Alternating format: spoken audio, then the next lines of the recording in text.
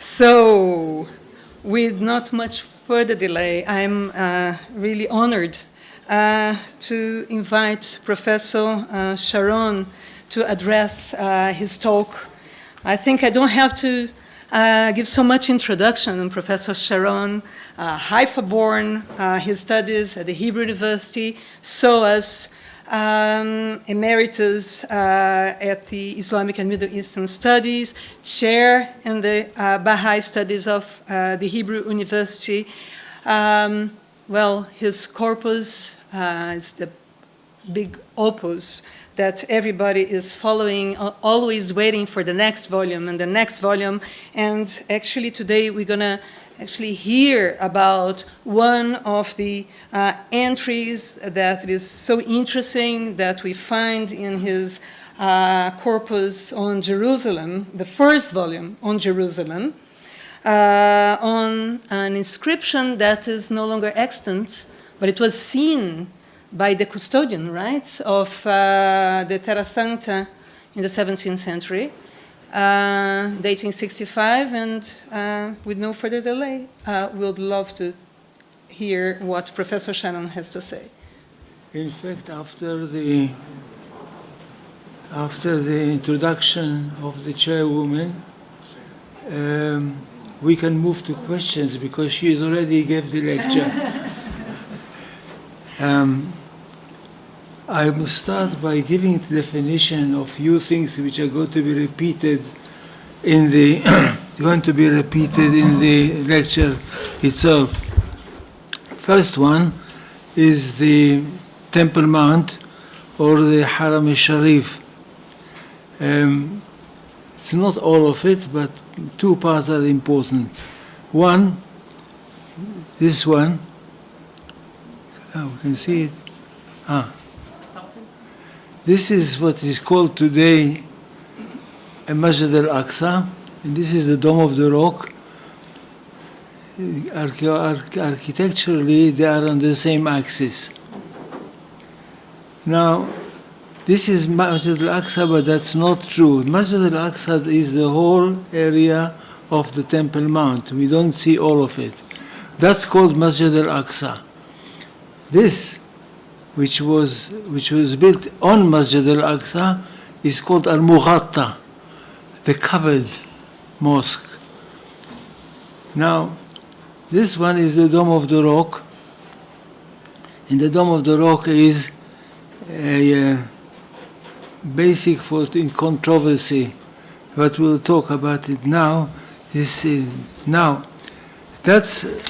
That's one thing, the Dome of the Rock and the Aqsa. In time, people started calling only this Al-Aqsa, and not, as it usually should be in the literature, the whole complex of the Temple Mount. This is the whole plan, and you see that the Aqsa Mosque here is only what is called the Aqsa Mosque. I mean, I'll tell it Al-Mughatta. Al-Mughatta is only in a part, very small part of the whole Masjid al-Aqsa. This is it. Now, the other thing which I want to define is what is inside the Dome of the Rock. Inside the Dome of the Rock, there are three major inscriptions. There are many inscriptions, but three major inscriptions. One of them is inside the dome, is inside the building itself, and it is dated the year 72, 72 of the Hijrah. And the other two, which should be dated from the same time, are the two inscriptions on the two gates of the Aqsa, the northern gate and the southern gate. And the eastern gate, the northern and the eastern gate. And they are these two, like the long inscription which I told you before, that is dated 72. They were all mutilated by the agents of the Abbasid Caliph al-Ma'mun. Whatever I'm telling you now, you know. I'm just telling it as an introduction to know what we are going to deal with later on, which is the new thing. Now, they were mutilated by Ma'mun agents. They were mutilated by, sorry.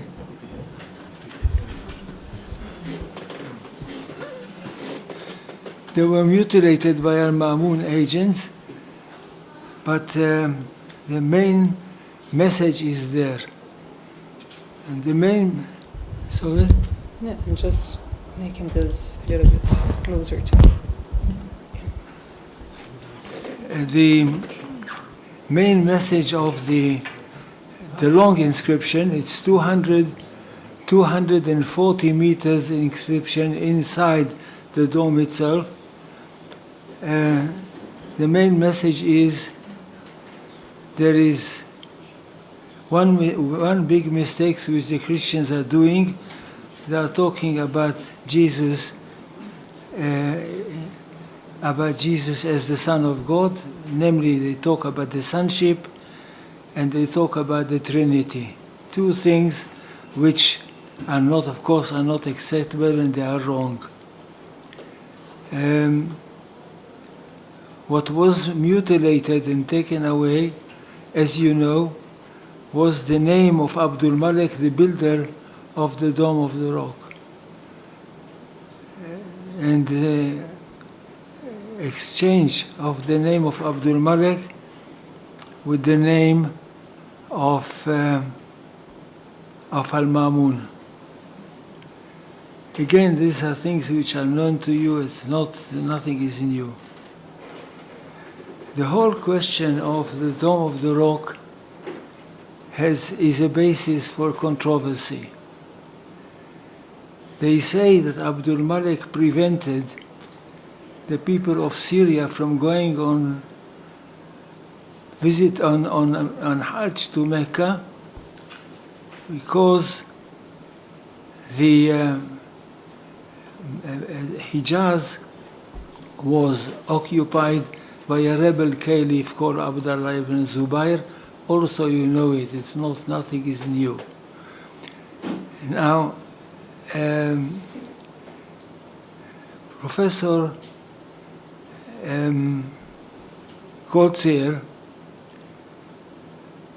Goldziher said that it is very possible, not very possible, it's almost sure, that Abdul Malik prevented the people of Syria going on Hajj to Mecca. Now, against Goldziher, many people, many scholars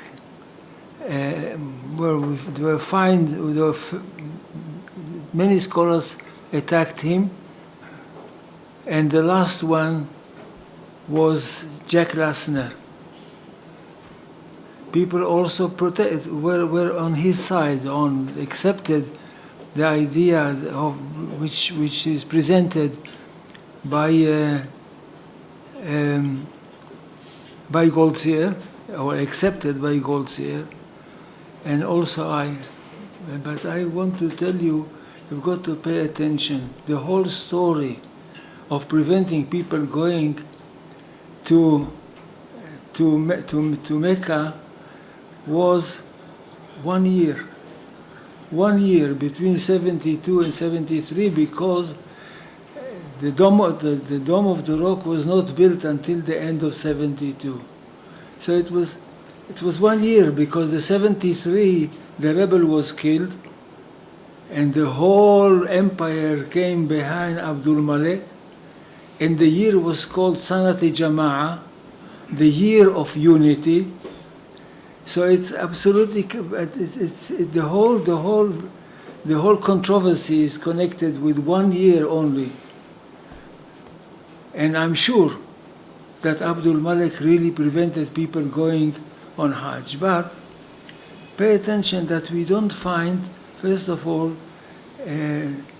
we don't find that the prohibition of going on the Hajj to Mecca was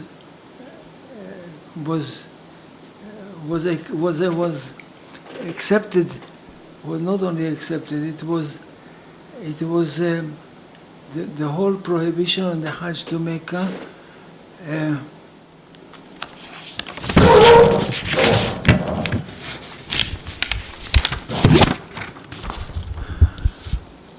at any rate, the whole idea of preventing the Hajj to Mecca was not supervised very strongly, and there were no punishments if you did not accept nothing is said about it. Now, if there was a punishment or something, you would know that it was something which had to be accepted by the people, but there was not. So there's always a few people that went to Mecca and made the Hajj, and this does not mean that the Caliph did not mean it when he said to stop people going on the Hajj to Mecca. Now, I'm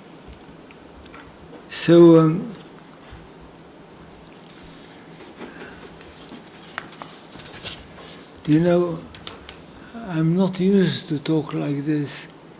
Usually people that know me know that I'm sorry for not 100% being 100% with myself. Health-wise, you'll have to excuse me. And if I stop from time to time and try to memorize something, it's not because I don't respect you. I respect you very much, and thank you for listening to me. Now, so there was the Dome of the Rock was built in the year 72, and that was the year 73 was a great year. Abdul Malik, that prevented people from going on Hajj to Mecca, now he wanted to find a unifying place of Hajj, a unifying Qibla. So the only unifying Qibla possible is the Kaaba in the Hijaz, and that was made now the only Qibla of Islam. And Abdul Malik himself took the first Hajj with him. He was the leader of the Hajj, with nobody anymore to question his authority everywhere. His authority in the east and in the west. Beforehand, there was no authority in the east. It was only authority in Syria. That's the only thing. There was nothing else.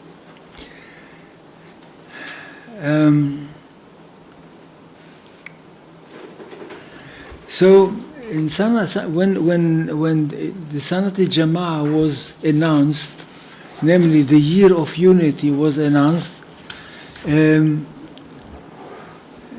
there was a need to create a Qibla for Islam. There was no Qibla beforehand. Now, before these things happened, these developments happened, there was the Qiblas in most places were turned eastwards. My colleague, the late Suleiman Bashir, wrote the article Qibla Musharrika, and I found another place I wrote about it. There was a Qibla turned to the east, not turned to Mecca. That was before the whole story comes here.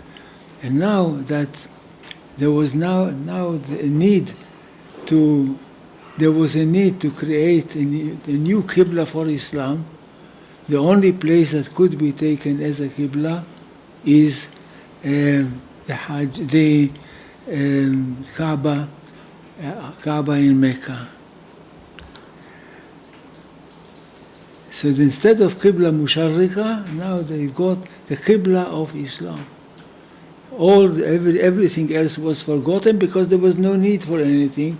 There was no need to fight any rebel. The rebel was not there anymore. He was dead. And not only this, the generals of the Caliph and brought under his authority all the eastern part of the empire, which was not before under the authority of the Caliph Abdul Malik. And that brings us, that's more or less my little introduction. And that brings us to something very interesting that was found at the end of the 19th century by Clermont-Ganneau. And Clermont-Ganneau found a piece of information written in Italian in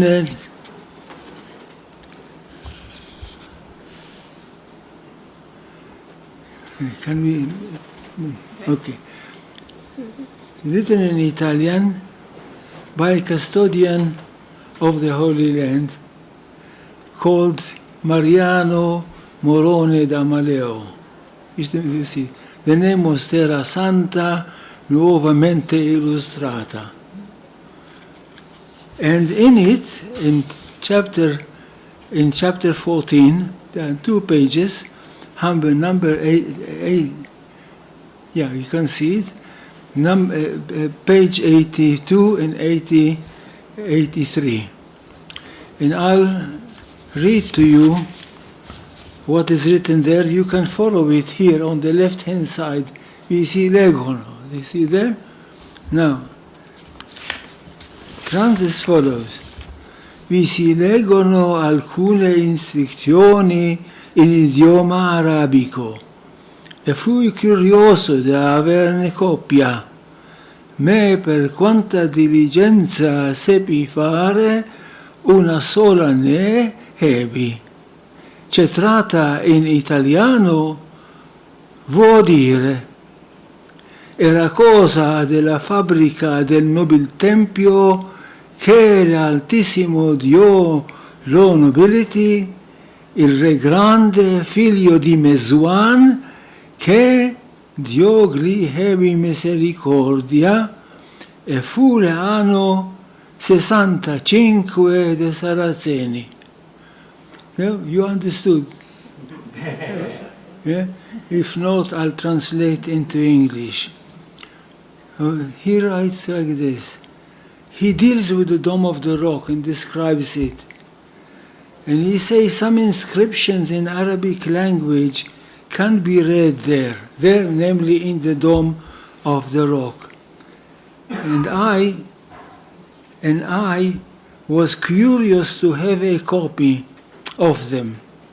But despite the efforts I was able to make, I only got one of them, which turned into Italian means the cause of the building of the noble temple, pay attention, temple, the noble temple,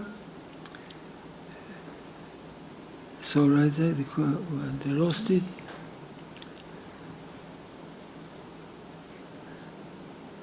No?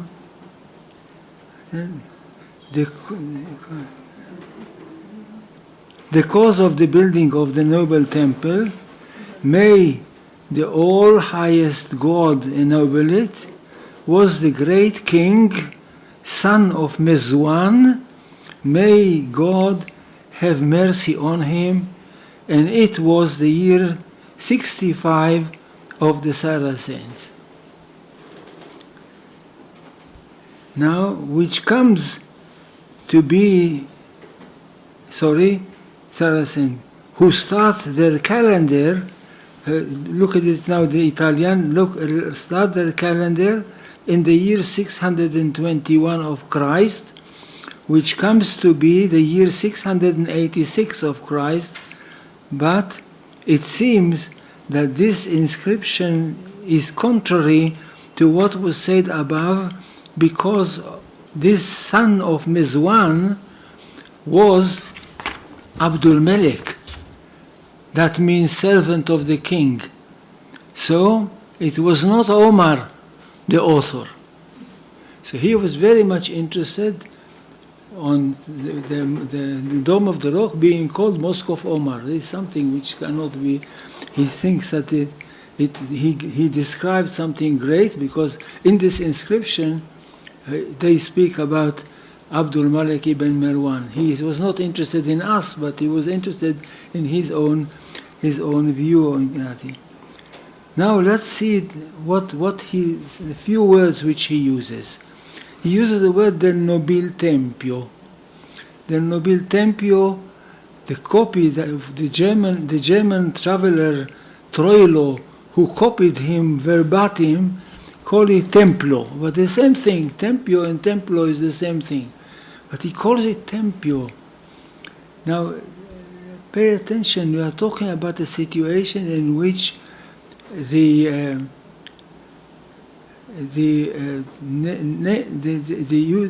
usage of temple is for the dome of the rock. Why? Because the Dome of the Rock basically was built as imitation of Solomon Temple, not as a mosque in itself. Solomon Temple. So it's called, in Italian, so Troilo in Italian calls it Templo. Morone is talking about the Dome of the Rock, referring to it as temple. Figlio de Mezwan, both Morone and Troilo is the German, both Morone and Troilo make this mistake, small mistake. Instead of Mezwan, it's very easy to make it, it's only one point. I cannot blame any fly, but at any rate, so Mezwan they can easily be read Merwan. Morone, he made this mistake, and then Lano, the year that interests us, l'anno 65 de Saraceni. This very interesting. We have got the year 65. And we'll find out that in fact the year 65 is very important for us because it appears somewhere else. So, first of all, we have got the year 65, and the people that were looking at these inscriptions, they said, or this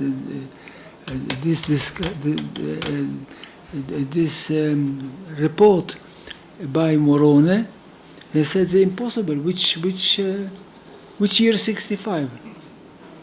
But in fact, Morone is speaking about something which is very, very interesting.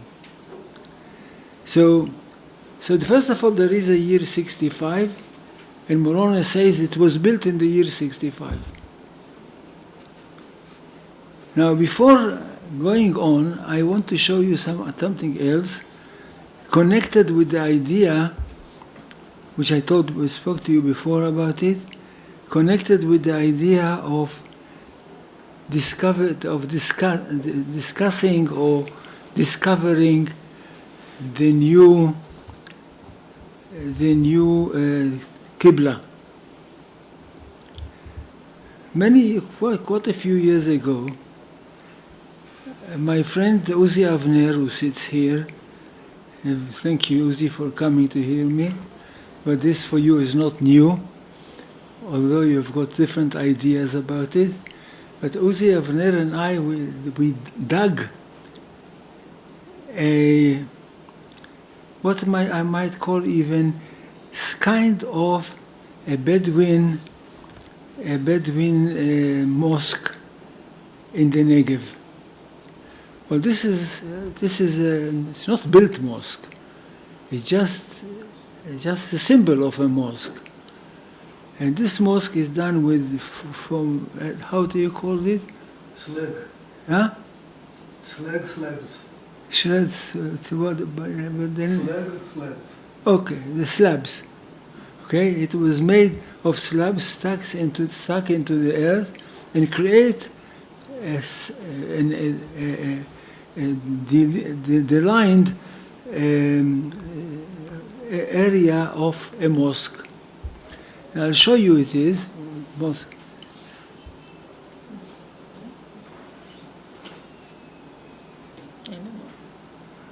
Ainda não, José.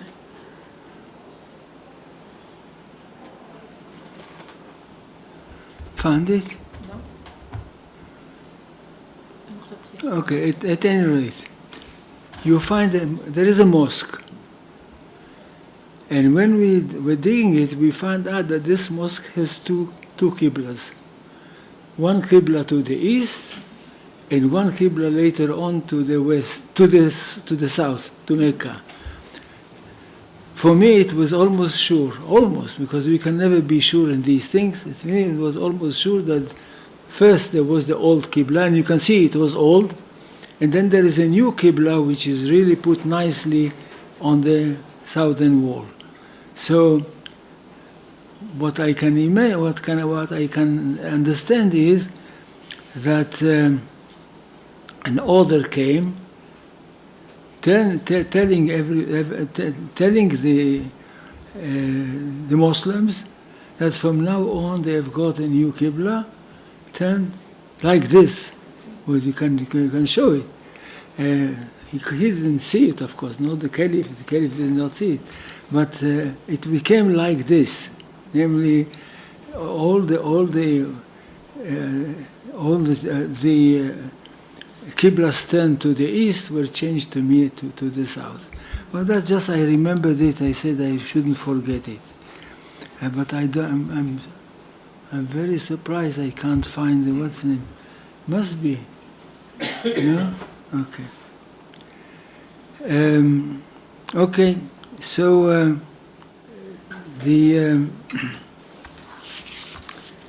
so the question is, what is this year 65? They all speak about it. And the answer is that the year 65 appears in a piece of information that we find in the piece of information that we find in two sources, particularly not all, they are late, but they are quoting early sources. And one is in Ibn Khaldun's book. One is in Ibn Khaldun's book, and one is in Makrizi. Ibn Khaldun and Makrizi are very late. You are talking 13th, 14th century. But it's very clear that they are quoting something old. And that's what we read in Ibn Khaldun. Pay attention. And I read in Arabic. وفي سنة 65 من الهجرة زاد عبد الملك في المسجد الأقصى وأدخل صخرة في الحرم. زاد عبد الملك في المسجد الأقصى وأدخل صخرة في الحرم. In the year 65 after Hijrah, I'm translating, Abdul Malik enlarged Masjid al-Aqsa. And you remember what I told you about Masjid al-Aqsa? It's the whole esplanade, the whole thing, and incorporated the rock in the Haram. So now we are talking about the rock. Now it's clear that the Dome of the Rock was built on the rock. But what is it? What is this rock? In the year 333, the traveler from Bordeaux, I don't know if you know the name, but there was a traveler that traveled from Bordeaux and left us a very, very interesting, detailed discussion of his travel. And the traveler from Bordeaux tells us that in a certain date in the year, Jews come to the Holy Mount. They come to a rock which has got a hole in it, perforated rock, and they pray, and they rend their clothes, and they cry, and they go away. Now, you don't have to be a great expert on Jewish art and Jewish religion to understand that he was speaking about the 9th of Ab, the Tisha B'Av, the day in which the Jews mourn to this very day the destruction of the two temples. So we are talking about a rock with a hole in it. But no word is said about a rock which has got also a cave inside it. Now let me show you what I'm talking about. First of all, here you have it.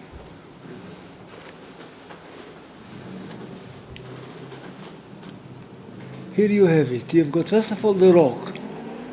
It's not a small rock. And there is a hole here, you see the hole, that's the hole in the rock. But this is a huge rock, it's the height of man. And it's in the middle of the dome of the rock. And it's regarded to be the representative of the haram, of the temple. Why we got the temple? The temple is where this rock was inside the temple, the Jews say. And that's what interested the Muslims. They connected the rock with the knowledge that the Jews have got about this, the perforated rock. So that's one thing, and pay attention what he says, Ibn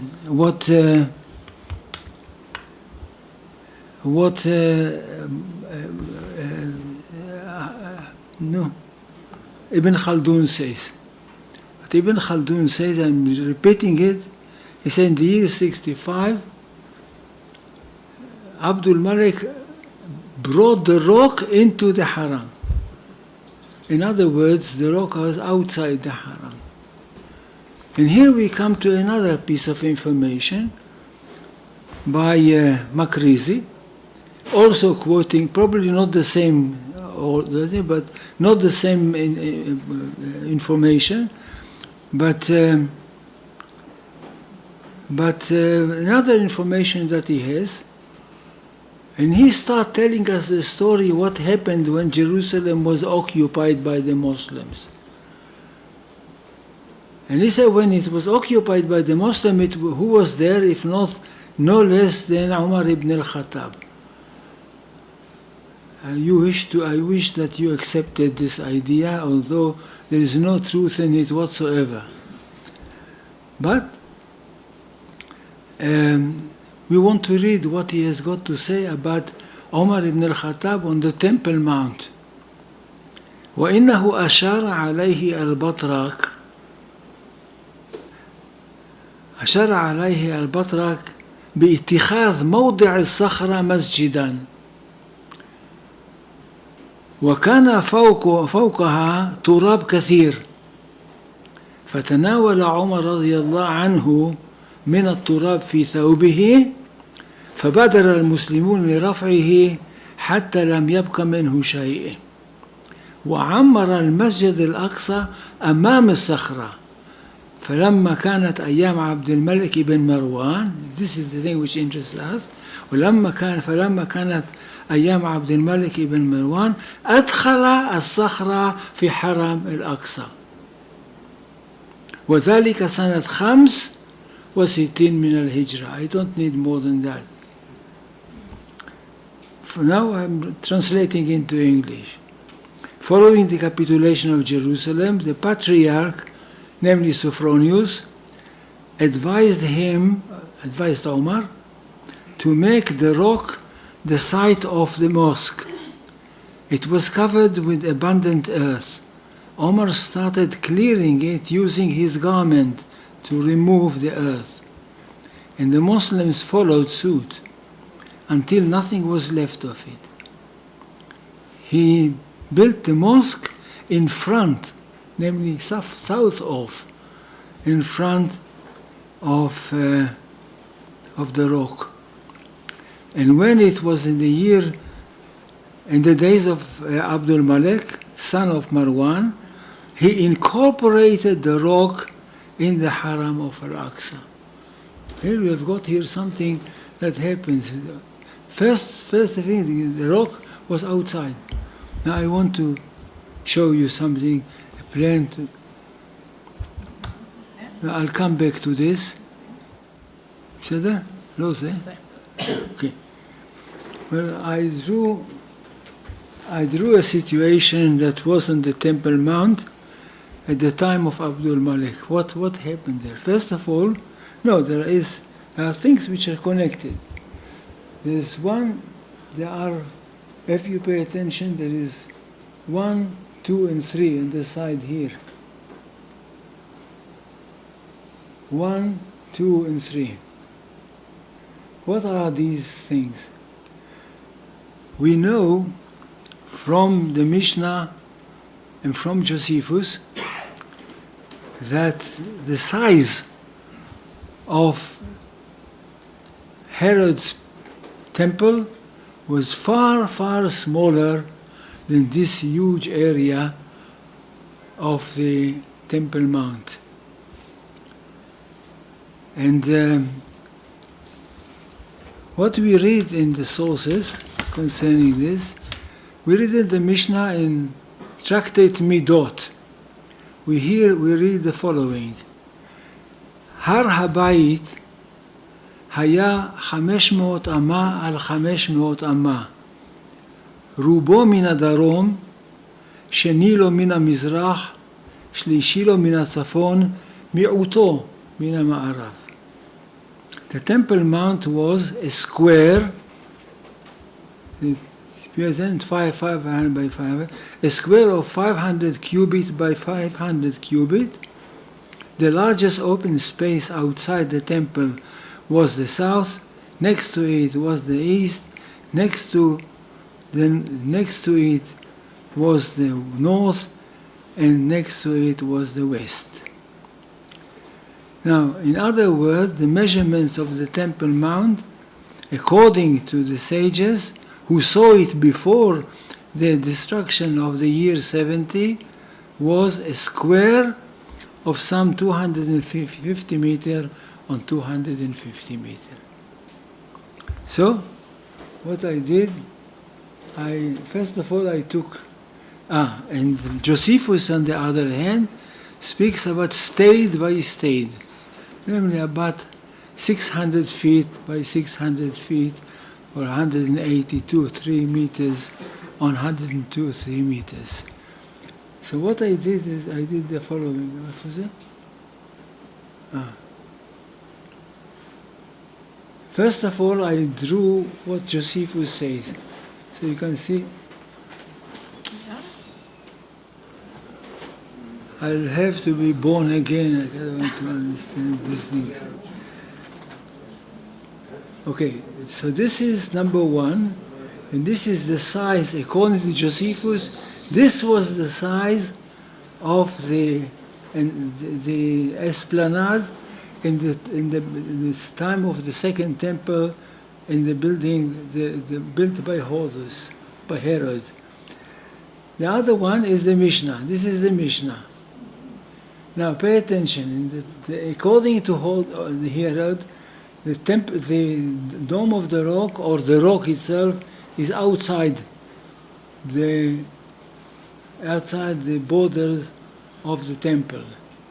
The time of the Mishnah is just about touches the line of the in the north, and then if you take, for instance, A to B, namely the length of the southern wall as we have it today, and we create from it a square, as it is, this is the time in which the dome of the rock, or the rock itself, comes in. Now this is clear that what Abdul Malik does, he finds out that the clear area on the Temple Mount, the clear area on the Temple Mount doesn't have the Sahara inside. So what he did, he took the year 65, and he pushed the northern border of he pushed the northern border from here or here, or here. It depends that we don't know what exactly was the size in the time in which the temple was built. But at any rate, he pushes the wall, the northern wall, up as far as here, and that's where the Sakhra comes in. So what Moroni is telling us, he said Abdul Malik did something. And what Abdul Malik did, he doesn't say it, but we know it from the other sources, that he brought the Sakhra into the area of the temple, and then he could build the Dome of the Rock. So the Dome of the Rock had two dates connected with its building. One is 65, and one is 66. We know 66 from Mujahideen, the great historian of Jerusalem and Hebron. And so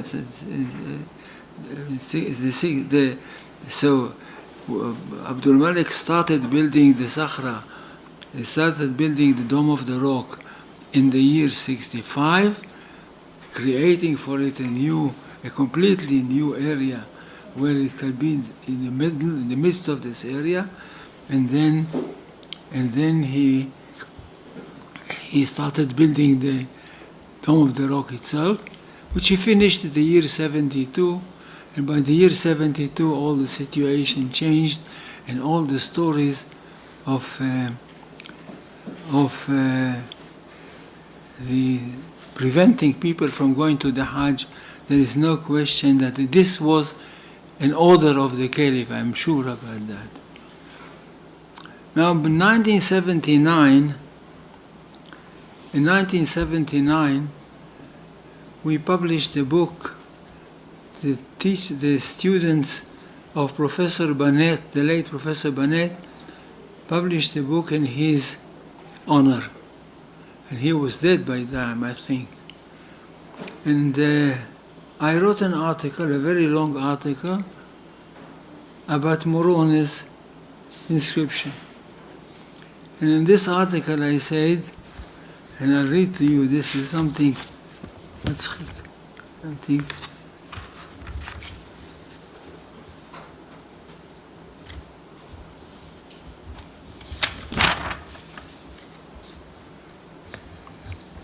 at any rate, I said, and I can't find it now, I said that no inscription was found neither in the 17th century, not in any other century, and we are talking about Moroni quoting a Cicerone, namely a travel agent, a travel guide, avec un papier dans sa poche. He had a paper in his pocket from which he used to lecture the people, and that's what Moroni is telling us, nothing of the sort. Now I'm here standing in front of you, mea culpa, and I just wrote a new article explaining why Moroni is absolutely right, basing himself on good material, and of course the information given to us by Ibn Khaldun and Makrizi is describe for us a real thing. That's it. I'm sorry I can't continue, but you can find an article of mine in the new corpus, the Corpus Inscriptionum Arabicarum Palestinae, volume 7. There is the whole story there. So if you had time, you can read it. Thank you.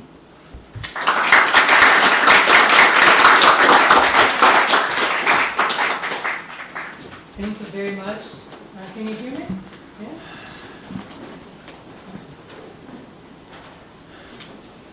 It is like in weddings. If you're not being recorded, there is no... Okay, can you hear me now? Okay. So thank you very much, and yes, recommended to read the corpus, and we are in time, we have time for questions. I see also that you incorporated the atmosphere of the custodians and the flagellation from what you've done, and then now you're you're okay with yourself, having written again about I'm sorry. Mariano. sorry, לפני שבאתי הנה נפלתי. Yeah. Yes. I would like to open the floor for questions. I have many questions. I'm sure you have many. We're dealing with an important piece of information on the Temple Mount, on the Dome of the Rock, on Abd al-Malek, what should not be related to Omar. So please, you're welcome to questions. Professor Branch. Professor Sharon, you said that it was named in the inscription by the term temple. Is the word in Arabic haikal? תרגמי לי אותו, משהו. הוא אומר שהתייחסת למושג הטמפיו, ואז הוא שואל האם ההתייחסות זה לאייקל. כן, כן. The word is haikal in the inscription? הוא שואל אם בכתובת, אם כתוב אייקל, אבל אין בעצם, אנחנו רק יודעים את הטרנסליישן. לא בערבית, זה באיטלקית. אנחנו יודעים רק את האיטלקית. It's Italiano. הוא לא הביא את הערבית. Sorry, but if you ask the questions, I'll do it.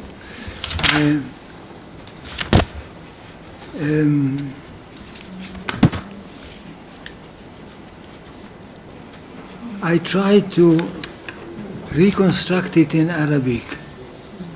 And this is what I found, what I said. First of all, you can reconstruct whatever is told in Italian into Arabic. And that's what I found. أمر بعمارة هذا الحرم الشريف شرفه الله تعالى عبد الله عبد الملك ابن مروان أمير المؤمنين رحمة الله عليه. That's very possible reconstruction of the Italian, which I did into possible inscription name, as if I'm reading an inscription in Arabic and not translation in Italian. Okay. I formulate my question again. Do we find in all the inscription in Arabic, where you said that it is mentioned that the idea is building a temple which resembles the Temple of Solomon. It is written in the sources, in all sources. Apart from this, it is written, yes? הוא שואל האם כתוב במקורות שבעצם הכוונה היה לבנות מחדש את מקדש שלמה. כן. כן, אז מה המונח שמופיע שם במקורות? זה מה שמעניין אותי. האם במקורות הקדומים שבו ההשוואה הזאת מופיעה, in these sources, is the term that is used is haikal? I am interested about the term haikal in all sources. Every time they speak about the Dome of the Rock, they call it Haikal Suleiman. Okay, this was my question. They call it Haikal Suleiman all the time. So it was basically built to represent Suleiman, not to represent any Islamic thing, but in fact to represent Solomon, a great king and a great prophet. But don't forget that's no problem, because Suleiman, as you know, was a Muslim. Of course. And David was a Muslim. Yes. And as such, this is the Haikal Suleiman, the Haikal of a Muslim prophet. It was okay. Now, so Mecca, when the Qibla was moved to Mecca, and now everybody was speaking about the Qibla in the Hijaz, Jerusalem lost, first of all, a bit of its authority and respect, because she was called Qibla Mansukha. Mm-hmm. It was not an ordinary Qibla, it was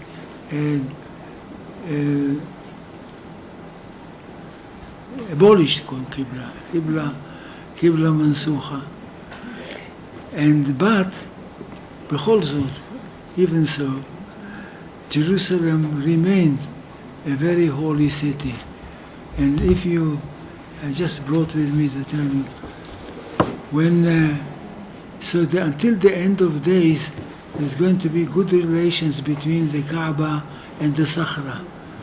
And now we are reading in one of the Fadail's book, باب لا تقوم الساعة حتى تزف الكعبة إلى الصخرة. There will not be the end of days until there is going to be a celestial wedding between the Kaaba and the Sakhra. And Moshe, do you know at what time they moved, in modern time, in modern polemics, they started to speak about al-Haykal al-Maz'um? When did it begin? Again, הוא שואל מתי התחילו להשתמש במושג הייכל מזון. I'm not so sure, I can't pinpoint, but I'm sure this is amongst the works of Hajj Amin Husseini, another, So because I read a book, a little booklet, dealing with the Dome of the Rock, in which the Haykal al-Maz'um appears there. But I can't tell you when it started being done. Yeah. Thank you. Can I make a small point? But switch on your microphone, yes. About 4 or 5 years ago, there is a book published by Itzhak Reiter and his student Mir Diamond. And the book is called Sela Kiyumenu, Sela Kiyumam. Anybody could translate it into English, Sela Kiyumenu, Sela Kiyumam. The rock of our existence and the rock of their existence, something like that. And from that book it is clear that the expression Haykal Maz'um is very recent one. Very, very recent. I can't tell you exactly when, but it is in the last decades.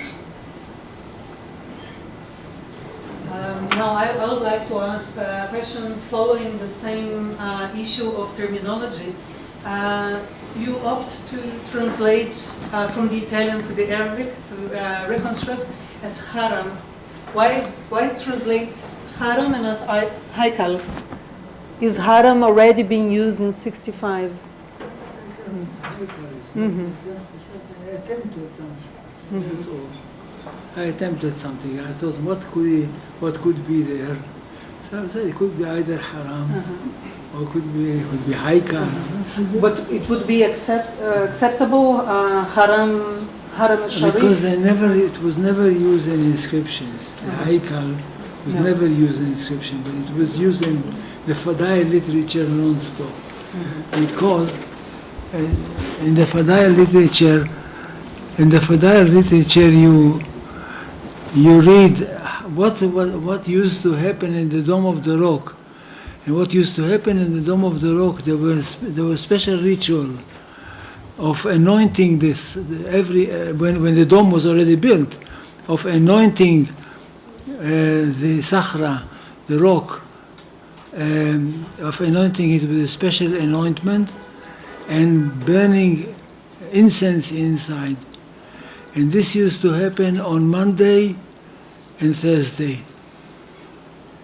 Now, Monday and Thursday mean nothing in Islam, but Monday and Thursday are very important in the Jewish culture and Jewish religion.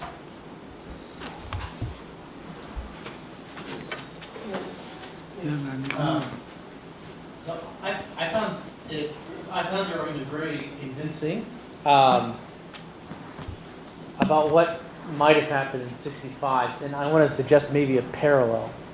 So, to my mind, maybe this is inaccurate, but from my mind, holy places of the biblical era are usually Qadis, Mubarak, things like this, but holiness or sacredness in an Arabian context is haram, right? And so we have Mecca as Al-Masjid al-Haram, right? And one thing that happens after the rise of Islam is we have other places become harams, right? The most prominent example that we have under the Umayyads that would be a parallel to Jerusalem is Medina. Medina was not a haram when the Prophet undertook the hijrah to Yathrib, etc.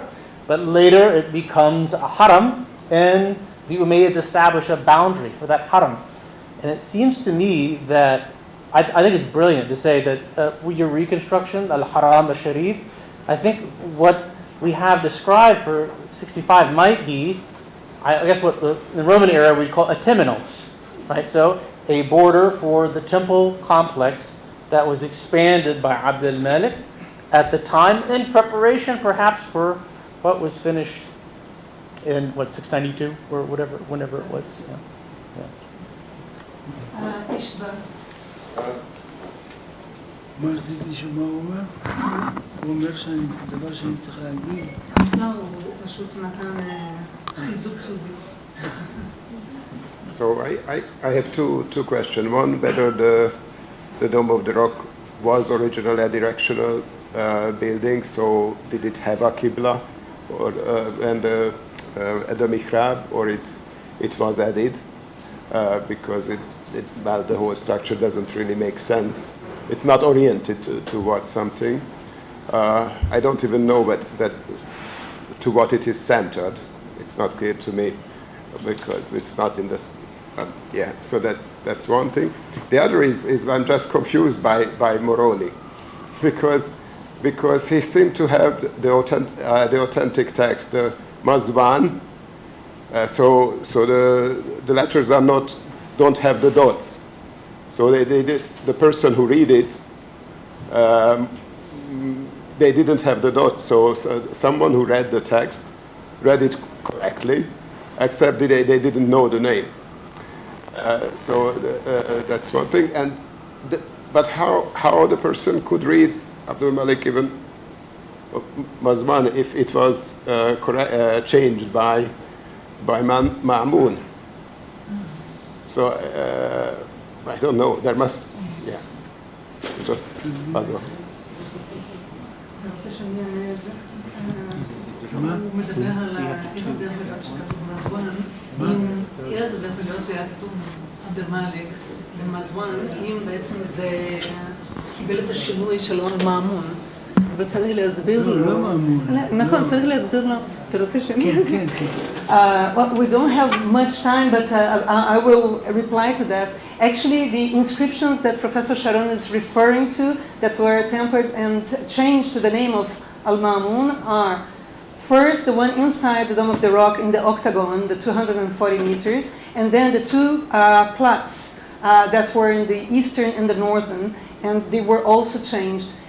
This one we never saw. Actually, it was seen by the custodian, and we only have the Italian.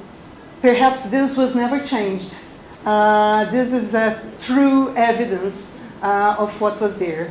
And referring to your other question, because we don't have time, I'll be glad, and Professor Sharon, we can refer to that because this is a longer reply to the question. I want to add only one thing. When we speak about Abdul Malik ibn Mazwan, we know that Moroni knew some Arabic because he could not understand it otherwise. The inscription that came to him, it seemed to him that Mazwan would be better than Merwan. There's nothing because there are no diacritical points, so he did the best he could. And he gave us the Sesanta Sei. That's very important. Sesanta Sei, that's the year 65. 65, it's a completely new concept of that year. And the idea of pushing the Haram upwards and putting the Sahara in the middle, this is something which we didn't know. Now we know it, only now. And this year, not before. Okay. There are questions. Can you put sounds on Zoom? Okay. Okay, do you hear me? Yes. What's that? הוא שואל. To follow up on the previous question, there's a problem here, and the fact that I don't know of any monumental restriction from the early Islamic period, from the first few centuries, where the name of the caliph is mentioned with the patronymic. So there are no patronymics in any monumental inscriptions, just the caliph's given name. So does that not cause a bit of a problem for for the reading or the claim that this inscription was there because it records the patronymic is for Abdul Malik bin Marwan. שמו But מאי שדר. the monumental inscriptions of Abdul Malik are always referred to him as Abdul Malik Amir al-Mu'minin, without the patronymic. Thank you. מה שהוא אומר זה שכמה שידוע לו, בכל הכתובות המונומנטליות של המאה הראשונה של האסלאם, אין להם את הפטרונים, השם. ופה אנחנו מקבלים את כל השם, עבד אל-מלך בן מרואן, אז האם הוא שואל אותך, האם זה לא משונה שזה מופיע בכתובת הזאת של 65? Yeah, you are right. Where are you? הוא למעלה מצד שמאל. You are right, yes. That's unusual situation with this Abdul Malik ibn Marwan. There's no, all the time there's Abdul Malik, but not Abdul Malik ibn Marwan. You're right. You're correct. But I've got no answer. You also have got, huh?